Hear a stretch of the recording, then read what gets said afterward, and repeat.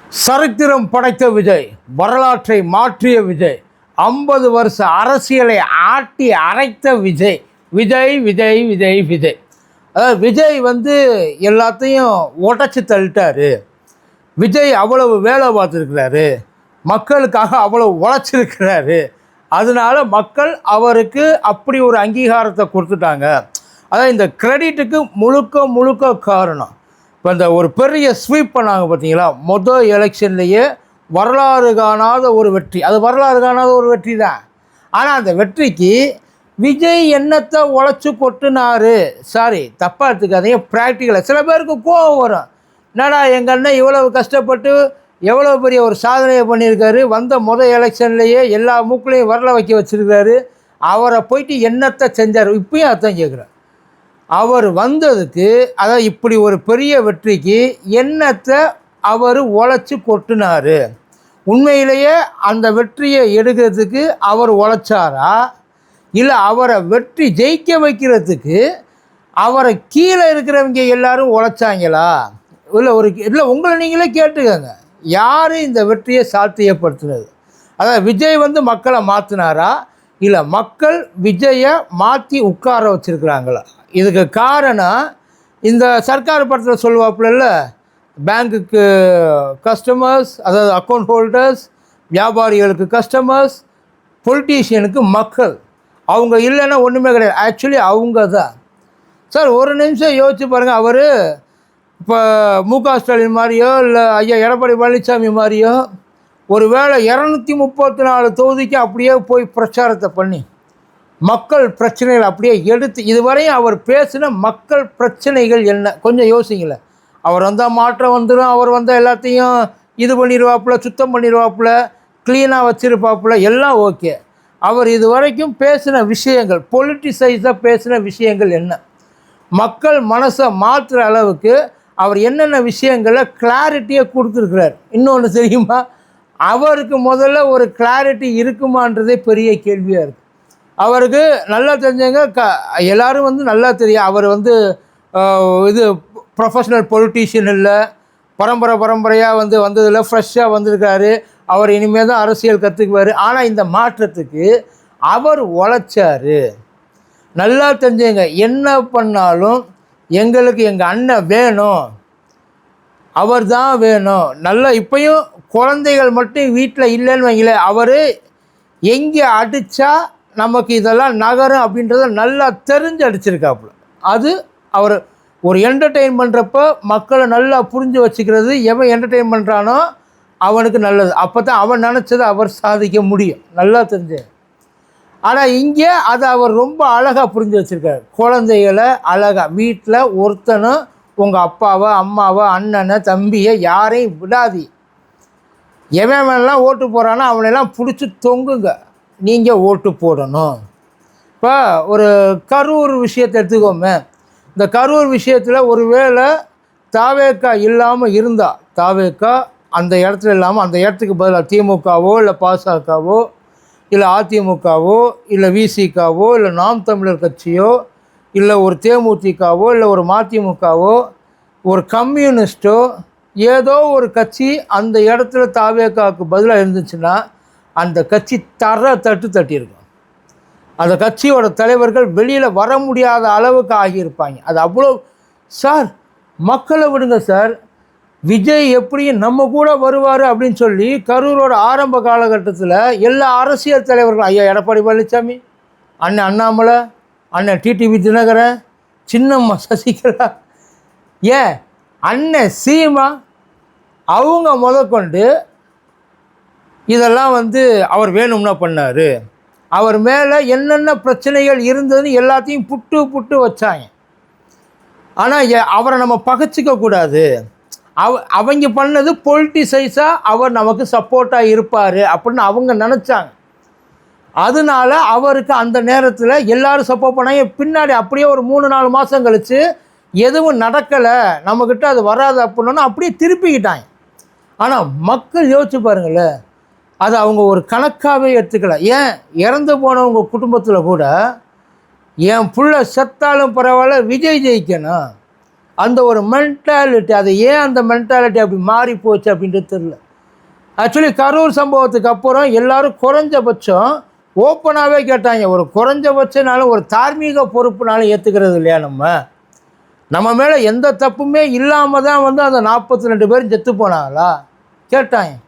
At least செத்து போனதுக்கு நீ பொறுப்பு ஏற்றுக்கலைனாலும் வீட்டுக்கு போயிட்டு நம்மளால் இப்படி ஒரு விஷயம், அதாவது அது நடந்ததுக்கு நம்மளும் ஒரு காரணம், வேறு எதுவும் இல்லை, நம்மளும் ஒரு காரணம். அதனால் நம்ம வந்து ஏதாச்சும் ஒன்று நம்ம பண்ணணும். குறைஞ்சபட்சம் ஒரு மரியாதை செய்யலையே. அவராக எந்தெந்த விஷயத்துல எல்லோரும் சொல்கிறாங்கல்ல, எல்லா விஷயத்துலையும் இறக்க பார்த்தாங்க, ஆனால் அவர் எல்லாத்தையும் தாண்டி வந்தார். என்ன பொலிட்டிசைஸ் அவர் பண்ணது எல்லாமே பர்சனல் பிரச்சனைப்பா. அவங்க ஒய்ஃப் கூட இருந்தது பர்சனல் பிரச்சனை. ஜென்ரலாகவே ஒரு நார்மலாக ஒரு பேர் தெரிஞ்ச ஒரு நடிகரோ நடிகையோ இந்த மாதிரி பிரச்சனையில் சிக்கினாலே எல்லோரும் செய்ன்னு செய்வாங்க. இவ்வளவு பெரிய ஒரு மனுஷன், 10ஆவதுக்கு ஒரு பார்ட்டி லீடர், அந்த மனுஷனை அவங்க கேட்ட கேள்வி ரொம்ப சிம்பிள். குடும்பத்தை காப்பாற்ற முடியல, தன்னோட சொந்த குடும்பத்தை காப்பாற்ற முடியல, அதை வச்சு வாழ முடியல, எப்படிப்பா நீங்கள்லாம் வந்து இதை கட்டி காப்பாற்ற போகிறீங்க? அவங்க கேட்ட கேள்வி அதுதான், வேறு எதுவும் கிடையாது. வீட்டில் உள்ளவங்களுக்கு, வெளியில் இருக்கிறவங்களுக்கு உங்களுக்கு அவ்வளவு கிரேஸ். பொண்டாட்டி இல்லைன்னா என்ன, நான் வர்றேன் என்னையை பொண்டாட்டியை வச்சுக்கன்னு சொல்கிற அளவுக்கு அவர் மேலே அவ்வளவு பாசம். யோசிச்சு பாருங்கள். ஆனால் வீட்டில் எந்நேரமும் கூட இருக்கிறவங்க இல்லை. அவர் என்னத்தை அப்படி கண் திறந்து எல்லாத்தையும் வந்து விட்டாப்புல, எல்லா புகழையும் ஆக்சுவலி வந்து அவர் வந்து எல்லாத்தையும் மாற்றிட்டதான் நினைக்கிறாங்க மக்கள். அவருக்கு பிடிச்ச ஒரு ஆள். உண்மையிலேயே ரியாலிட்டிக்கும் ஃபேண்டசி வேர்ல்டுக்கும் அவங்களுக்கு வித்தியாசம் தெரியாமல் வாழ்ந்துக்கிட்டு கிடக்கிறாங்க. இந்த தேர்தலை அவங்க வந்து ஒரு தேர்தலாக நினைக்கல. தளபதியோட ஜனநாயக ஒரு பட ப்ரமோஷன், ஒரு ரிலீஸு, அந்த ஃபஸ்ட் டே ஃபஸ்ட் ஷோவில் ஒரு பெரிய வைப்பு இருக்கும்ல. ஓட்டு போகிறப்ப அப்படித்தான் போனாங்க, ஒவ்வொருத்தரும் அப்படித்தான் போனாங்க. உள்ளுக்குள்ளே ஒவ்வொருத்தரையும் அப்படி போக வச்சாங்க. போயிட்டு வந்தியன்னா நீ ஓட்டு போட்டு, அதாவது அவனுக்கு ஓட்டு போட்டியன்னா நீ எனக்கு அப்பா, நீ எனக்கு அம்மா, இல்லாட்டி எனக்கு நீ வேண்டாம், நீ எனக்கு தாத்தா பாட்டி எது வேணாம். விஜய்க்கு ஓட்டு போடலன்னா எனக்கும் உனக்கும் இன்னையிலேருந்து டிவோர்ஸ் சார். அதுதான் நடந்தது, அப்படித்தான் போனது. நினச்சி பாருங்கள், சுற்றி சுற்றி சுற்றி எவ்வளவு உழைச்சி அவர் இந்த சார் போகவே இல்லை. அதிகபட்சம் போனால் 4 வீடியோ, 2 வைப்பு, 4 கிஸ்ஸு, ஃப்ளையிங் கிஸ்ஸு, முடிஞ்சு போச்சு. ஃபோட்டோ எடுத்துக்கிட்டு ஹோலோகிராமெல்லாம் வச்சுக்கிட்டு பண்ணாங்க சார். மெழுகு சிலையை வச்சுக்கிட்டு, அவர் என்ன உசுரோட தானே இருக்கார், மெழுகு சிலையை தூக்கிக்கிட்டு சுற்றுனாங்க ஓட்டு கேட்குறதுக்கு. ஒன்றும் இல்லை, இப்போ ஓட்டு போட்டாங்கன்றாங்க இல்லை, அதாவது எதில் அட்ராக்ட் ஆகி அவங்க ஓட்டு போட்டாங்கன்னு உனக்கு விஜய்ன்ற அந்த ஒரு இமேஜை தாண்டி, அந்த ஒரு பிம்பத்தை தாண்டி வேறு எதில் ஓட்டு போட்டாங்க?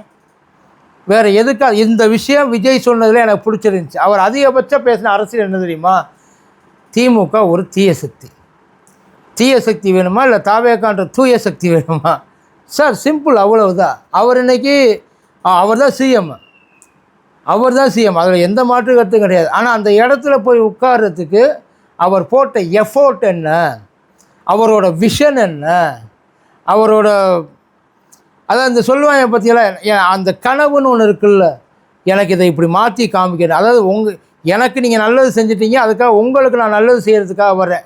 இதுவரை நீ செஞ்ச 2 வருஷம் ஆச்சு, என்ன நல்லது செஞ்சோம்?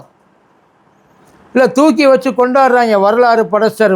மக்கள் மனசு வச்சா மட்டும்தான் இது அத்தனையும் நடக்கும். மக்கள் இந்த 2 வேண்டாம் அப்படின்றத காட்டிலும் எனக்கு இது வேணும்.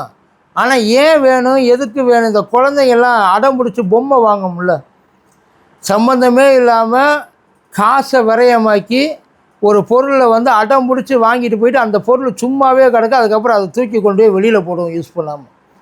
கிட்டத்தட்ட இவங்க அந்த ஓட்டை விரயம் பண்ணி அவங்க இந்த வேலையை பார்த்துருக்குறாங்க. 5 வருஷம் தெரியும் ஐயா அவர் நல்லா ஆட்சி பண்ணால் யாரும் எதுவும் சொல்ல போகிறது இல்லை. ஆனால் பண்ண தெரியணும்ல, கூட இருக்கிறவங்க பண்ண விடணும்ல. உடனே இப்போவே எல்லாத்தையும் பேச ஆரம்பிச்சிருவியான்னு கேட்பிய, இப்போவே எல்லாத்தையும் பேச இதுக்கு முன்னாடி அவர் என்னென்ன பண்ணி, ஐயா ஒரு மாற்று சக்தி வேணும். குறைஞ்சபட்சம் அடிப்படை மக்களுக்கான அரசியலை பேசின ஒரு ஆள் நாம் தமிழர். அடிப்படையில் வந்து அரசியல் பேசின மக்களுக்கு வந்து என்ன வேணும், என்ன தேவை, எதை கொடுக்கணும், எதை கொடுக்கக்கூடாது, இது அத்தனையும் தெளிவாக, அதான் உனக்கு வேண்டிய. அதனால தான் சீமான் கொஞ்சம் திமுறாக பேசிட்டாப்புல. சீமான் பேசின திமிருக்கான, அதாவது எனக்கு நீ ஓட்டு போடலன்னா உனக்கு தாண்டா நட்டேன், அவர் சொன்னது உண்மை. ஏன்னா அவரோட திட்டங்கள் அப்படி சில திட்டங்கள் கேட்குறதுக்கு ரொம்ப காமெடியாக இருக்கலாம். ஏன்னா கிறுக்கு பையன் மாதிரி பேச நினைக்கலாம். அந்த திட்டங்களை விட்டுருங்க. அதுக்கு மேலே அவர் வச்சுருக்க அந்த வேலைவாய்ப்பு உருவாக்கி தர்றது, கால்நடைகளை வளர்க்குறது, விவசாயத்தை பாதுகாக்கிறது, மக்களுக்கு அதாவது மாணவர்களுக்கு இலவச கல்வி, இலவச மருத்துவம், இதெல்லாம் நடைமுறையில் சாத்தியமான்னு கேட்டிங்கன்னா ஒரே இதில் சாத்தியமாகாது. ஆனால் அவன் செய்கிற வேலையில் இவன் செய்வான், செய்ய மாட்டான். இவனுக்கு அந்த திறமை இருக்குது, இல்லை செஞ்சிடலாம்ல. அந்த வாய்ப்பு, ஒரு வாய்ப்பு கேட்டாங்க, நாங்கள் கொடுத்துட்டோம். விஜய் மட்டும்தான் வாய்ப்பு கேட்டாரா? அன்புமணி ராமதாஸ் வாய்ப்பு கேட்டார், நாம் தமிழர் சீமான் வாய்ப்பு கேட்டார், எடப்பாடி பழனிசாமி இன்னொரு வாய்ப்பு கொடுங்க, முறையாக வாய்ப்பு கேட்டார். இப்போ ஆக்சுவலி அவர் கேட்டதும் ஒரு வாய்ப்பு தான். இவங்க எல்லாத்தையும் காட்டிலும் எந்த விதத்தில் விஜய் பெட்டர்ன்னு நினைக்கிறீங்க?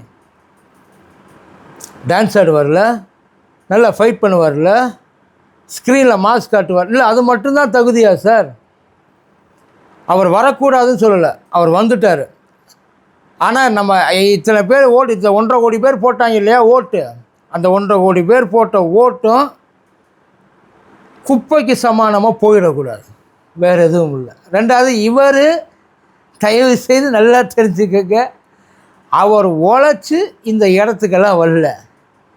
அவருக்காக பல பேர் உழைச்சிருக்கிறாங்க, அவரை தவிர மற்ற எல்லாரும் உழைச்சிருக்காங்க. அதனால அவர் அந்த இடத்துல உட்கார்ந்துருக்கிறார்.